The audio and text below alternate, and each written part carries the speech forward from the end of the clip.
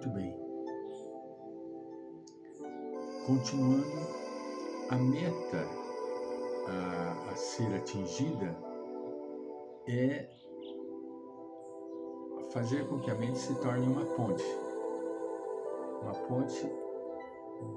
do plano do mundo objetivo para o mundo espiritual. Pode ocorrer também que durante um longo período evolutivo, apenas uma parte da mente seja usada. Geralmente é o aspecto atividade inteligente, o que se desenvolve primeiro, sendo expresso pela maioria das pessoas. De fato, a conquista da faculdade de pensar é o passo inicial para o desenvolvimento da mente. A faculdade de pensar. Os outros dois aspectos manifestar-se-ão por si, à medida que aprendemos a libertar o pensamento da névoa emocional e instintiva. Atingiremos dessa maneira uma certa clareza e eficiência mentais e uma certa capacidade de raciocínio. Isso é um fato. Nós não vamos conseguir de imediato desenvolver as três funções, mas a faculdade de pensar é indispensável. Por sermos seres racionais e pensantes, nós temos a facilidade de desenvolver a faculdade de pensar mais rapidamente. A mente não pode exercitar sua função de coordenação e controle dos outros elementos psíquicos se não estiver desvinculada deles, nem demonstrar sua capacidade de sabedoria se não tiver atingido um grau de purificação, de maturidade e de discernimento.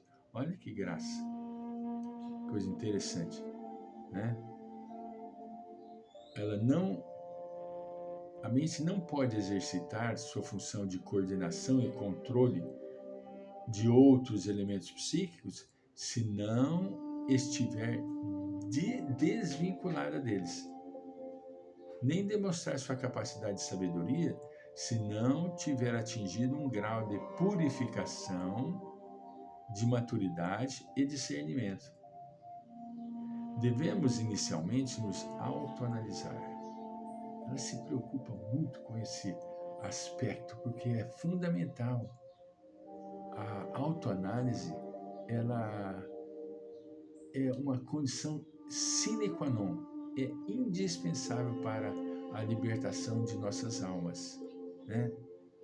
Para verificar se sabemos de fato pensar, procurando descobrir não só os obstáculos e dificuldades que limitam nossa capacidade intelectual, como também as maneiras, os expedientes e as ocasiões favoráveis que nos auxiliam na atividade pensante.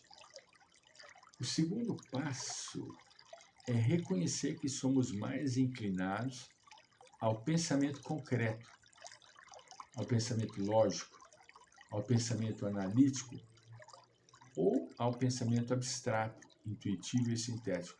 Qual dos dois é que nós temos mais aptidão?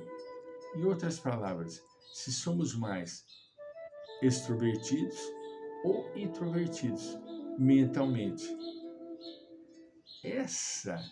Veja bem, essa que foi a grande preocupação de Carl Gustav Jung para facilitar o entendimento com os seus pacientes. Os tipos psicológicos. Aqui ele estuda os introvertidos e os extrovertidos, especificamente, para poder entender melhor como lidar com os seus pacientes. Não é? Antes de terminar este capítulo, diz Dr. Bataille, é necessário mencionar o importantíssimo papel do subconsciente na formação do pensamento. Ele colabora de forma constante com a mente consciente, uma vez que é preciso não esquecer um trabalho, uma elaboração inconsciente de nossos processos mentais e uma contínua estratificação de ideias, conceitos e conhecimentos adquiridos.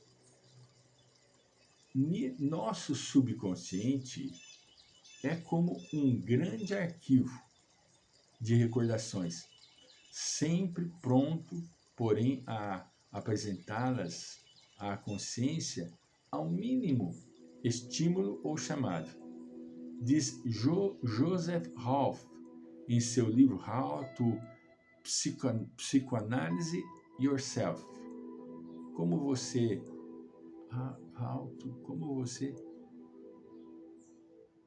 psicoanalisa sua mente, sua pessoa, né? Yourself. Quando pensamos, volvemos a atenção para um grupo de ideias, de lembranças. E assim excitamos toda a matéria psíquica ligada àqueles conceitos e guardada no inconsciente. Quando essa matéria psíquica aflora a consciência, nós analisamos, coordenamos, observamos, julgamos e a seguir decidimos. Em outras palavras, fazemos uma escolha entre aqueles conceitos por nós estimulados, rejeitando os que não nos interessam. Conforme uma clara definição, o pensamento consiste, primeiro, em fazer com que voltem por meio da atenção as recordações sepultadas, que se encontram lá no nosso inconsciente profundo. Em utilizar as ideias que nos servem. Segundo. Terceiro, em rejeitar as que não correspondem às nossas exigências. Fazermos a separação, adequarmos e escolhermos o que é necessário. Em seguida, conclui Joseph Rolfe. A consciência não cria, apenas utiliza. Olha que graça! A consciência não cria, apenas utiliza. Essas observações nos levam a considerar a importância do subconsciente e a máxima utilidade de se conhecer sua estrutura, funcionamento e relações com a parte consciente da psique. Por esse motivo, depois de haver analisado os vários elementos psíquicos que compõem nossa personalidade, instintos, emoções e pensamento, passaremos agora a estudar o lado subconsciente da psique, que é o substrato, a origem e a causa de nosso comportamento consciente. Ela vai entrar agora na parte maravilhosa que é do inconsciente. Mas antes disso, nós estaremos passando para os companheiros o questionário que nós temos de 11 perguntas.